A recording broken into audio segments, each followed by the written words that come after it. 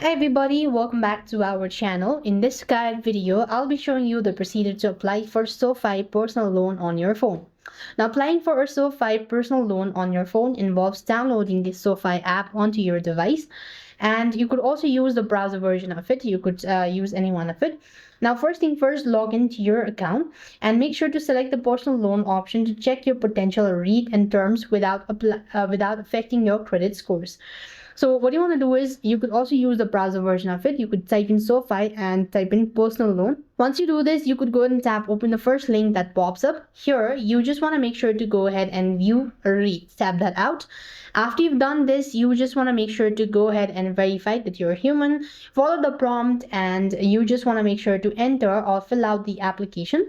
So there, you just have to provide the necessary information, including the desired loan amount, purpose, and personal details like your social security number. You may need to upload documents such as pay, stub, or tax return to verify your income as well. And you want to make sure to review the terms, submit the application, and electronically sign the loan documents as well. And this is how you're supposed to apply for a SoFi personal loan on your phone. I hope the video was helpful. Make sure to like, share, and subscribe. Thank you for watching. See you in the next video.